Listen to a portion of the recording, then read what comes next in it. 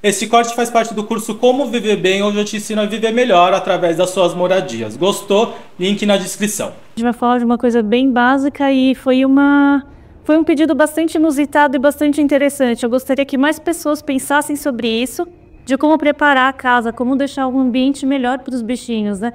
Por exemplo,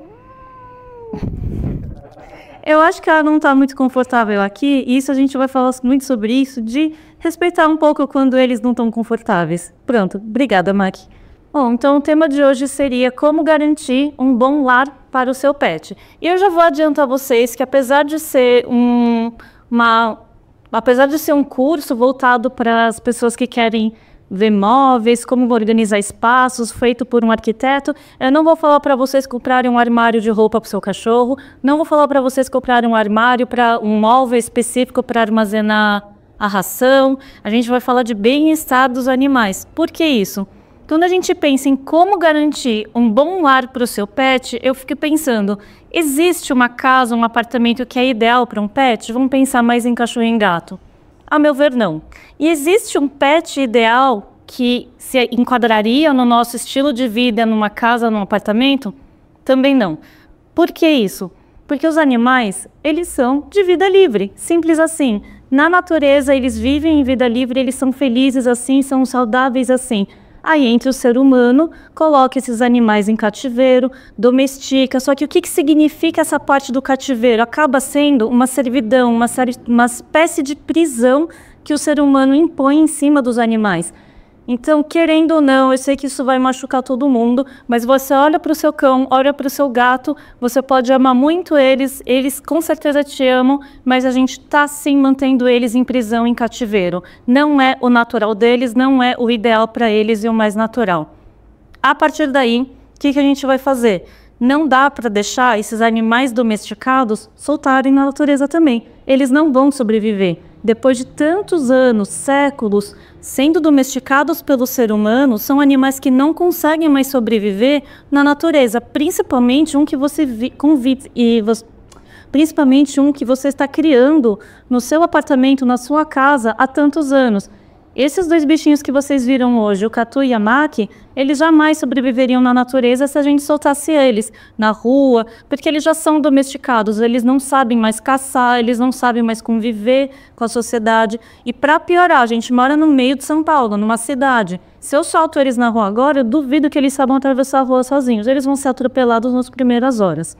Então, o que a gente vai fazer? A ideia hoje é a gente pensar em como trazer bem-estar e qualidade de vida para os animais que a gente já domesticou e que estão dentro do nosso lar. Bem-estar é algo que se fala muito hoje em dia quando a gente lida com animais. O bem-estar animal, ele surgiu esse conceito por conta de animais criados em cativeiro, principalmente animais de produção, porque a domesticação dos animais foi feita principalmente para servir aos homens, novamente. Então eu estou falando de bois, cavalos que foram criados para servir aos propósitos humanos. Só que eles eram criados muito confinados, então começaram a perceber que não era muito legal, que isso diminui a produção, então começou a vir os conceitos de bem-estar animal. E é bem fácil de entender, a gente aplica para todas as espécies animais hoje em dia. Ela basicamente, a gente tem que pensar em 5 liberdades, tá? Os animais, eles precisam ser livres de fome e sede, então a gente é obrigado a fornecer nutrição e a hidratação necessária para eles. Eles precisam ser livres de desconforto, então a gente precisa oferecer um ambiente de qualidade para eles descansarem e sobreviverem. Eles precisam ser livres de dor, lesões e doenças, então a gente tem que oferecer saúde para eles. Aí que entra a parte de prevenção de doenças, detectar doenças e tratá-las. Eles precisam ser livres de medo e estresse, então a gente tem que se preocupar com o estado mental deles, que muita gente esquece. E o último, eles têm que ser livres para expressar o comportamento natural da espécie. E isso envolve uma série de manobras que a gente precisa fazer. Eu jamais vou conseguir pegar um gato que ele é muito próximo dos felinos que a gente conhece nas savanas, com os leões, os tigres, as chitas, tudo isso que vocês podem imaginar, e conseguir oferecer o mesmo ambiente de savana, de floresta, num apartamento, numa casa. Eu sei que é impossível. Agora, quais são esses comportamentos naturais?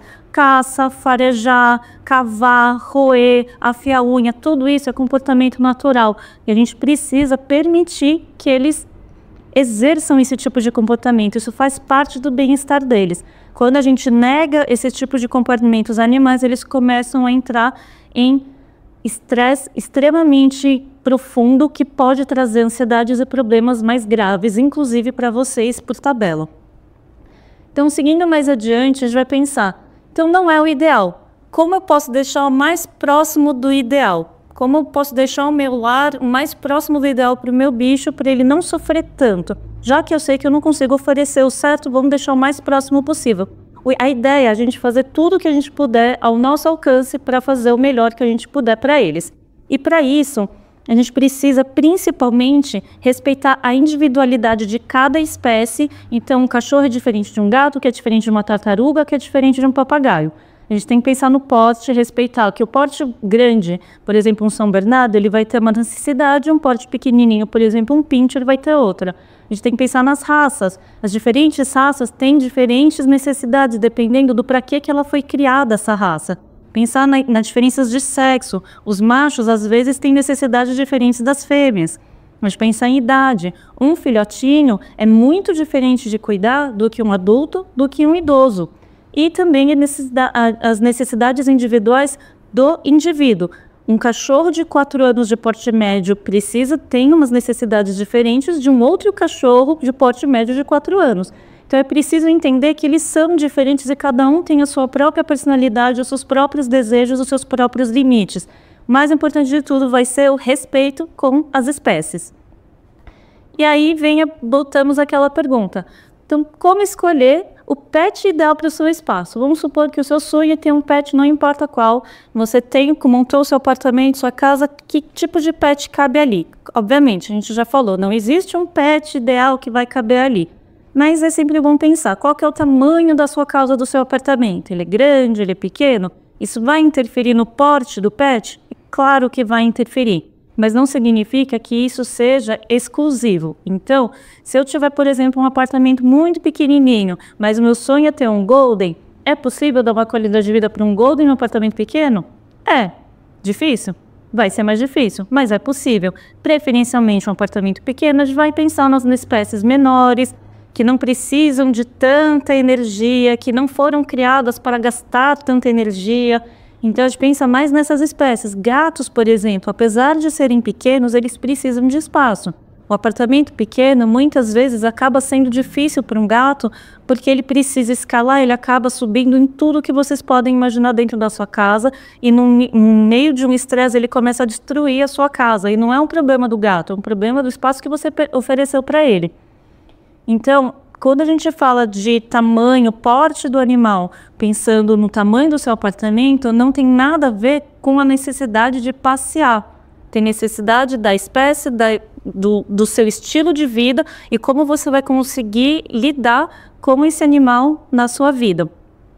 E aí a gente pensa nessas raças que exigem mais espaço. Por que eu toquei nesse assunto? Hoje em dia, eu vejo de uma forma muito comum, as pessoas escolherem raças, principalmente porque elas acham bonito. Então eu falo assim, meu sonho é ter um Golden porque eu queria aquele cachorro com aquele pelo loiro escorrido.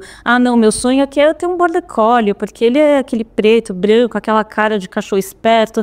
Mas você tem a possibilidade de gastar a energia de um Border Collie?